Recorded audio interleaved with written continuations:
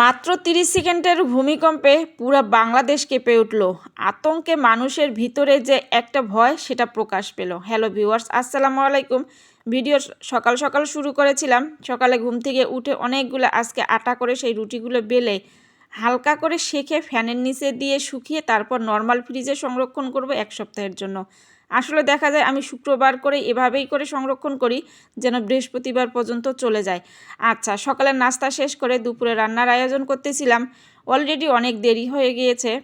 এটা ছিল মাথার মাংস আর কি, গরুর মাথা যেটাকে বলে সেটার মাংস। সেই দিন অনেকগুলো কিনে নিয়ে এসেছিল, তার মধ্যে পোটলা পোটলা করে রেখেছিলাম অনেকগুলোই। একটা পোটলা বাইর করে ভিজিয়ে গিয়ে চিন্তা করলাম যে আসলে দেখা যাক কলের পানি দিয়ে ভিজাই দিলে অনেকক্ষণ সময় লাগবে, এটা খুলতে রান্না করতেও অনেক সময় লেগে যাবে।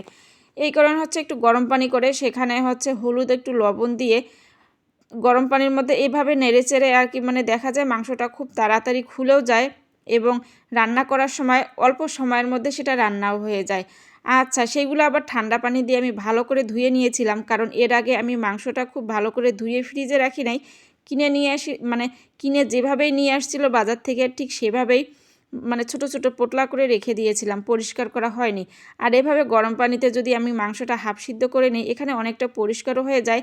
আর মাথার মাংস যেহেতু সেখানে কিন্তু আলাদা একটা ঘ্রাণ থাকে, সেটাও কিন্তু চলে যায়।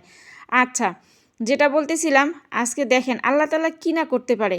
মাত্র 30 সেকেন্ডের ভূমিকম্পে পুরো বাংলাদেশ কাঁপিয়ে দিল। অনেকে তো কান্নাকাটি অবস্থা শুরু হয়ে গিয়েছিল, ঘর থেকে অনেকে বের হয়ে ফাঁকা মাঠেও চলে গিয়েছিল। আমরা তো আল্লাহকে বিশ্বাস করি না। অনেকে দেখা যায় আল্লাহকে বিশ্বাস করে না, নামাজ কালাম পড়ে না, আল্লাহ রাস্তায় চলে না। আসলে এখানে হয়তো বা অনেক পাবলিকে এসে বলবেন যে কই আপনারা তো নামাজ কালাম পড়েন না, আপনারা তো সবসময় ভিডিও নিয়ে থাকেন। আরে বাবা না, আমরা যতটুকু ভিডিওতে দেখাই ঠিক ততটুকুই, এর বাইরেও কিন্তু আমাদের একটা জীবন আছে। আচ্ছা, যাই হোক, মাংসটা ভালো করে একটু কষিয়ে নিয়েছিলাম অনেকগুলো পানি দিয়ে। তারপরও পানিটা শুকিয়ে যাওয়ার পরে একটু কষিয়ে নিয়েছিলাম। এখানে কষিয়ে নেওয়ার পর আর একটু পানি দেবো, একদম ঝোলের পানি দিয়ে দেবো। আর যেই মগটা দিয়ে পানি দিচ্ছিলাম, এই মগটাতে আমার বড় ছেলের একটা ছবি দেয়া আছে, এই ছবি দিয়ে মগটা বানানো হয়েছিল। তার অনেক দিন পরে এই মগটা বাইর করে আমার সেই বড় ছেলের ছোটোবেলা যখন ওর 9 মাস বয়স তখনই এটা করা হয়েছিল, সেই দিনটার কথা মনে হয়ে গেল।